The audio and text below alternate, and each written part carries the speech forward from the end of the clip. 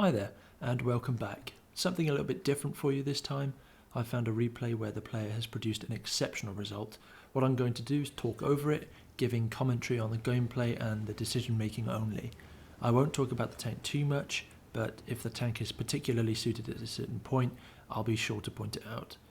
With all that said, let's get stuck in and look at this game from SirGhostu in the IS-6, one of the oldest premium tanks in the game.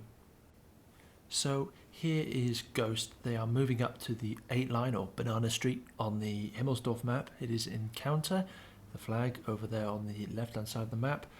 They've got backup, so they elect to charge right in and try and get behind this slope, which they manage to do because the IS-6 is pretty quick for a well-armoured machine, and they pick out an OI which they can sink their first round into the frontal armour of. Shortly after this, the enemy IS-3 turns up and is doing exactly what Ghost is doing, just on the opposite side, hiding behind a slope, concealing that weakened lower plate of the IS-3 and only exposing the turret, which is usually well armoured except for that weak spot just above the gun mantlet. The IS-3 rolls incredibly high with 452 straight into the commander's hatch of Ghost. The OI follows up, nearly hitting the other one with a HE shell and doing substantial damage as well. You can see Ghost is poking their gun up, trying to block further shots coming in from the two tanks. Not getting very lucky with the return fire, but the IS-6 is not a particularly accurate tank, even at this close range. It's unlikely you're going to be hitting these commander's hatches, even with a well-trained crew. Ghost is making excellent use of this position. It allows him to just peek out, hide most of his armour, gets a lovely shot off into the OI, despite having a injured commander, which also does affect the overall effectiveness of the rest of the crew.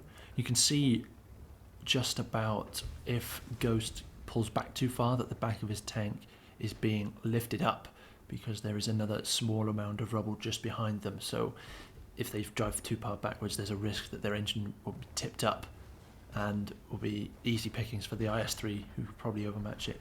I think they just catch the IS-3 shot with a gun and says, anything you can do, I can do better, and hits the IS-3 in the top for 474 damage, which is not too far off the maximum amount of damage you can roll in this tank. 390 is the average with a 25% either way. While Ghost is still working this position, the friendly Tiger P elects to move up using the cover that the IS-3 is using as disruption, but the IS-3 takes the risk, pokes out, and shoots the Tiger P in the front of the hull. The friendly KV-2 moving up to join him, and if you look at the map, the hill in the western side of the map is just being lost. An enemy Scorpion arrives, takes a shot, hits the Tiger P. KV-2 manages to get a snapshot off, and Ghost attempts to finish off the OI, but is unfortunately blocked by his friendly Tiger P, who takes another shot to the front of the hull.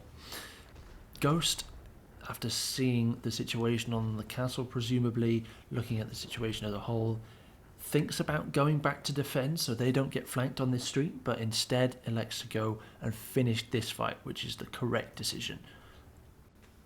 Moving up here, Ghost, the friendly M6 and the friendly KV-2 are being a bit cagey. They don't really want to eat a shot from the IS-3. Ghost tries again on the weak point at the top. Unfortunately, it doesn't happen. Tiger P finally pays for his aggressive nature and gets killed by the IS-3, but look at Ghost, they just drive forward, getting the flanking shot off. The OI fails to even track Ghost as he comes past and moves up to the next mound, and you saw Ghost think about finishing off the IS-3, but instead elects to go for the OI at the back, and the M6 able to take out the IS-3 there. Scorpion actually hits the M6 behind him.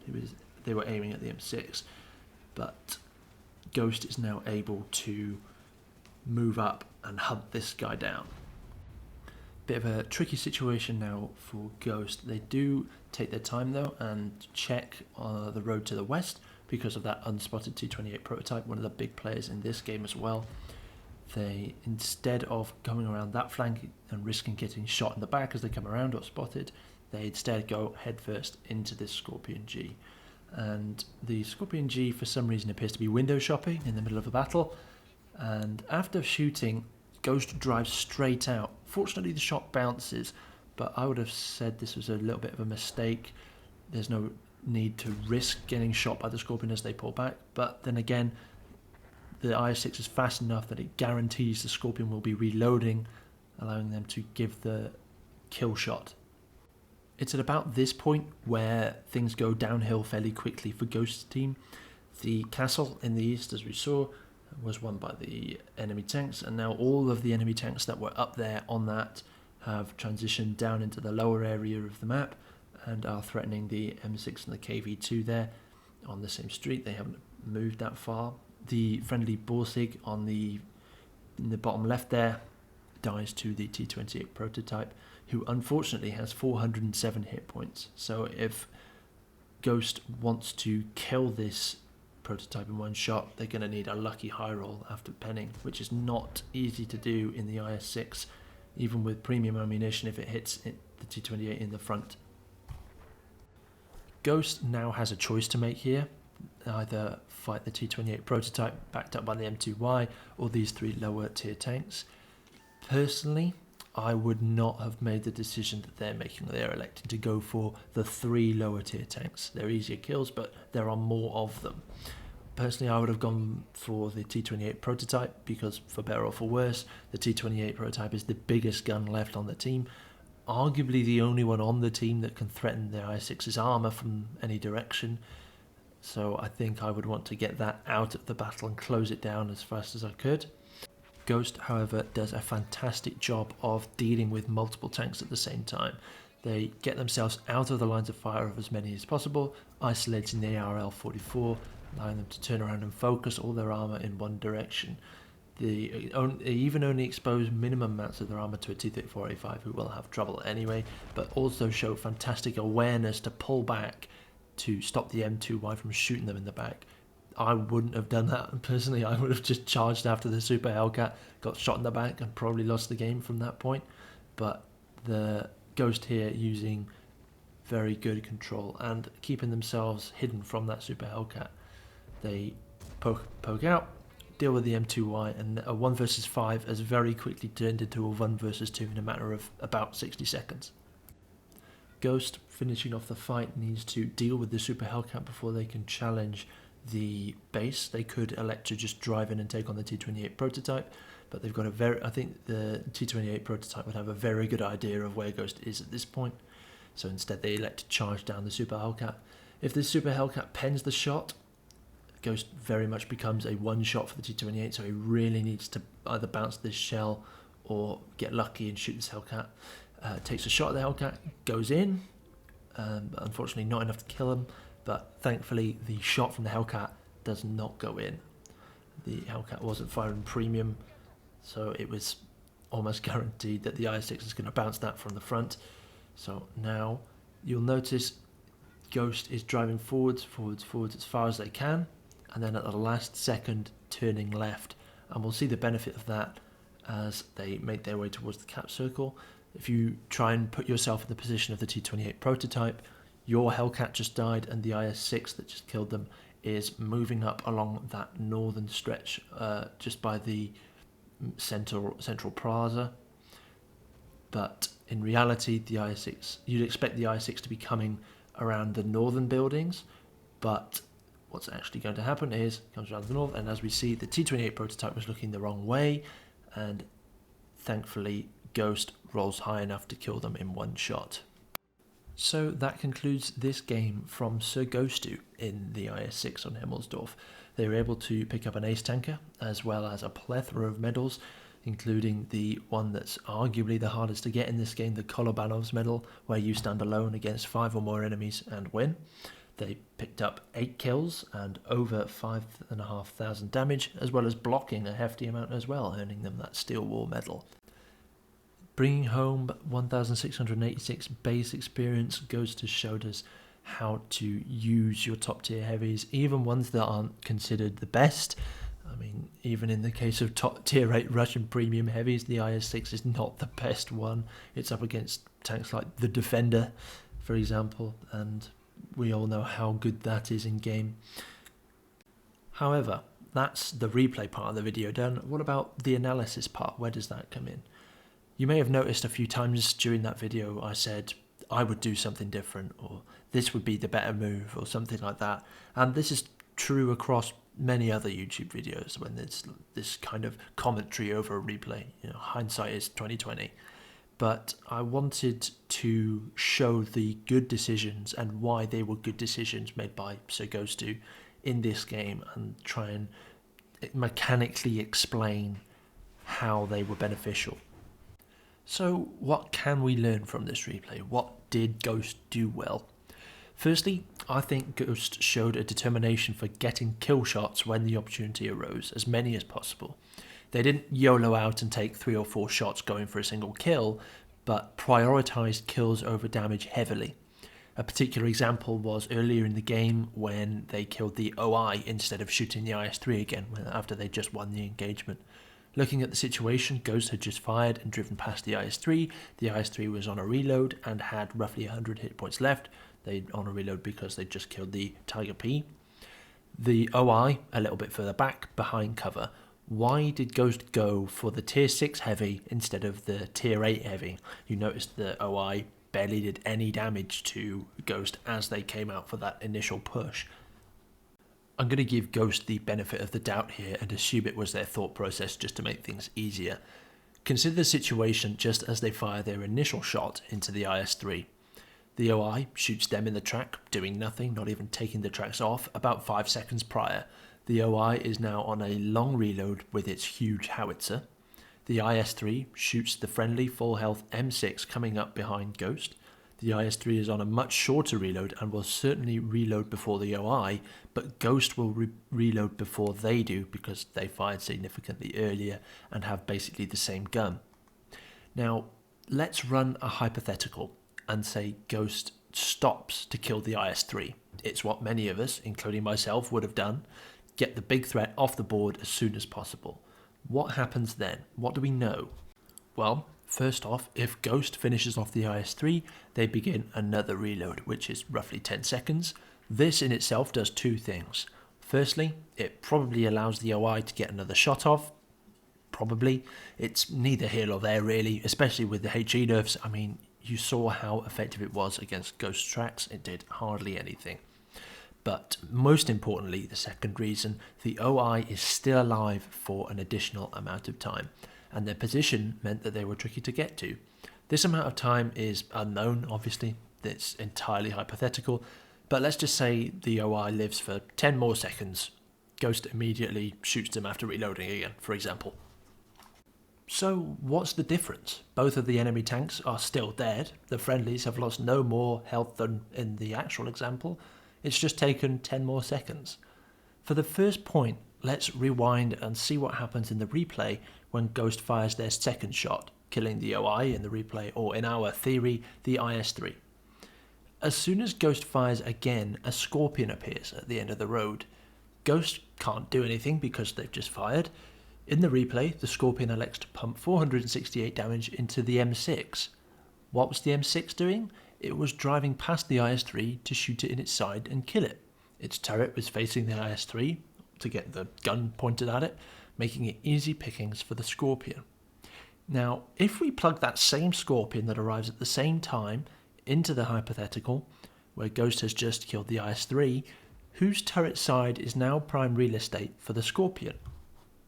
So in this hypothetical, the same 3 friendlies are now at a disadvantage to the actual 3. 468 hit points on a top tier IS-6 is more valuable than 468 hit points on a largely stock M6. The OI is still alive at this point, remember, and survives 10 seconds from now. Then the hypothetical team have a conundrum. Ghost or the friendly KV-2 bringing up the rear will likely kill the OI after 10 seconds. By then, the Scorpion will be loaded again in the same spot. Obviously, we can't predict any changes in playstyle and all that, and World of Tanks is an RNG-based game, so it's entirely possible the KV-2 just turns around, slam dunks the Scorpion while Ghost finishes off the OI. But what doesn't change is the fact that the friendlies, regardless of whether they take an extra shot from the Scorpion or not, are effectively 10 seconds behind the actual friendlies in the replay. And this brings me on to the second reason, and it's far more obvious. Consider the map at this stage. The castle has fallen, the enemy control it completely. Even in the real replay, there is a super Hellcat behind them when the IS-3 is still alive. By the time Ghost manages to kill the Scorpion, all of the remaining enemies on the hill are down in the streets. The KV-2 and the M6 are destroyed not long after the real Ghost kills the Scorpion. What happens if the hypothetical plays out? The Super Hellcat gets 10 more seconds with the KV-2, the other enemies get 10 seconds further down the hill before the street is cleared, possibly coming to support the Hellcat sooner and getting there before the OI is even dead. What this does in game terms is allows the enemy to concentrate their fire back up again. Shortly after the enemy won the castle, it is entirely likely that some of them stayed up there to take pot shots, others went straight down, arguably like the Super Hellcat did, and others will just be driving slower tanks, and no matter what decision they make, they are not going to arrive there at the same time as someone who's driving a faster tank, making the same decision. So their fire is very much split up. But in the hypothetical, by slowing the engagement down and taking an additional 10 seconds to kill the OI, an additional time to deal with the Scorpion and clear the flank, what the friendly tanks are doing is allowing the enemy more chance to group up, get the people that were lagging behind or didn't make the decision quick enough to gang up with their allies that have been there from the start and condense their firepower towards the remaining friendly tanks. This eventuality nearly becomes real in the actual replay. If we consider the engagement, so just after the Tiger P died, it would be the IS-3, the OI and the Scorpion against Ghost in his IS-6, the M6 and the KV-2, so a fairly even 3v3 fight for a short period of time before Ghost comes in with the M6 and quickly makes it a 3v1 against the Scorpion. However, at that time, the Super Hellcat is now behind them, but it's just it. So in that original engagement, it is a 3v1 against the Scorpion, or at least a 1v1 or 2v1, depending on what the M6 wants to do, against the Super Hellcat. So in either direction, the fight is still even or in the favour of Ghost's team, despite being outnumbered on the actual scoreboard because of their condensed fire. Then, when Ghost puts it to the Scorpion and quite rightly charges it down and kills it, that fight is a 1v1, but in the meantime, the rest of the tanks on the castle hill at the bottom of the street now are making the southern fight where the Super Hellcat was engaging now unfair in the enemy team's favour, making it a 4v2 and at one point a 5v2, but the Chiri on the enemy team elects to just go to the west of the map towards the cap.